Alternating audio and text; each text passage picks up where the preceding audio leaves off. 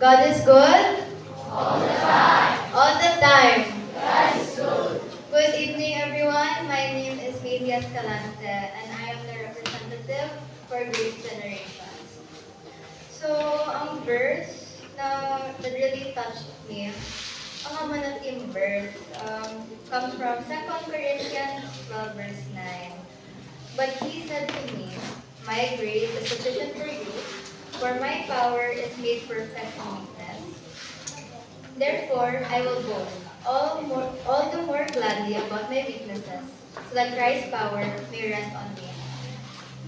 The thoughts that I can gather from this, na God created us equally. We're all human. We're all bound to make mistakes, pero we should not let our mistakes define who we are as a person. So, you should, you embrace it. Don't fear making mistakes. Ako, hindi ba si mistake ko, pero I'll embrace it. Kaya, this is for the Lord. This is not just for me, it's for the Lord. Diba? So, grace generations. The word grace, the words that comes into my mind and my heart, God-fearing, respectful, available, Christ-centered, and enlightened.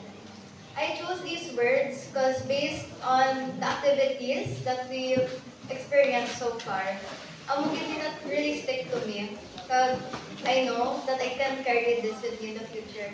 And I want to help others to spread the word of God with this. God fearing. We should, we should have that sense pala. We shouldn't treat God as a joke. Kaya He's our creator. We shouldn't speak blasphemy against Him pala. Kaya siya ang creator. Siya ang father ta. We should be respectful to everyone. Kaya everyone deserves respect. No matter who you are or where you come from. You all, each and one of you, each and every one of you, deserve respect. Available. We should always be available to the Lord.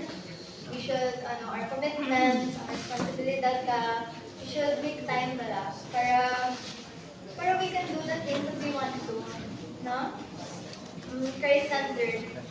We were raised, I know, most of us, we were raised in a Christian household. So our parents instilled values in us. Na I hope na sa subong ara ka. Yeah. God enlighten para whenever we hear the word of God, should na enlighten para kay it's so holy. It's so enlightening, ka-enriching na experience sa spirit mo, sa Holy Spirit mo. Holy Spirit, like the dove. Ang na symbol, ang logo naman sa Grace Generation, which is like, it shows peace, purity, and divine guidance. Because like a dove, a bird, it can follow you everywhere, like a Holy Spirit. So bali, ang guardian angel mo pala in your life. Yeah. And like I said, in most scriptures or in verses, the dove is our Holy Spirit. Yeah. Yeah. And one of the other things I learned is we are made perfect in weakness. So during vulnerability, we can get to know ourselves in a deeper level because it is in that moment we're very true to ourselves. That is us in our very purest form.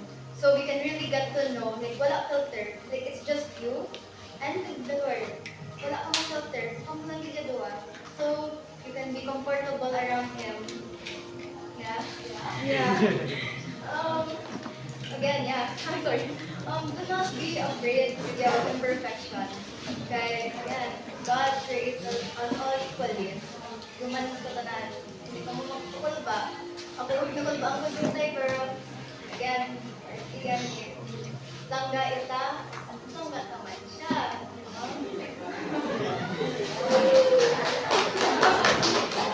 Okay,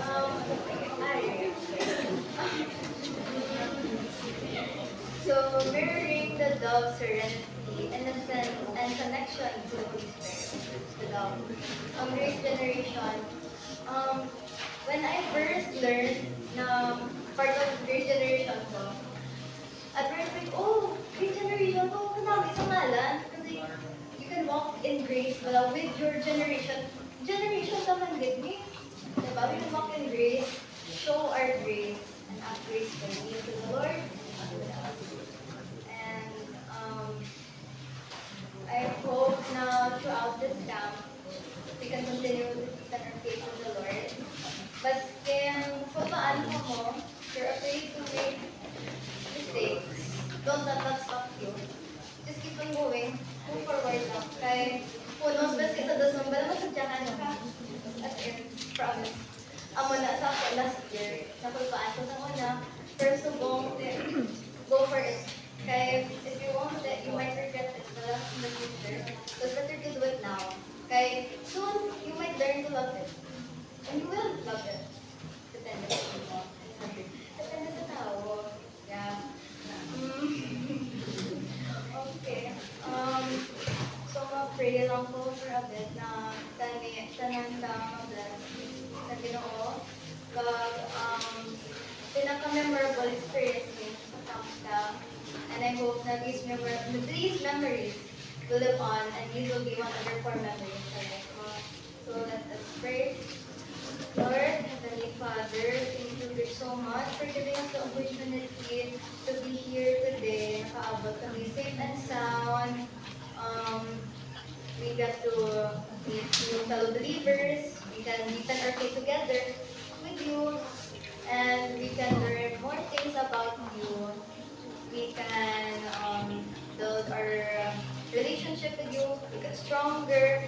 If it's not as strong, you can build it. Start from the beginning. Never give up with you. Okay? Kung mag-give up ka, okay?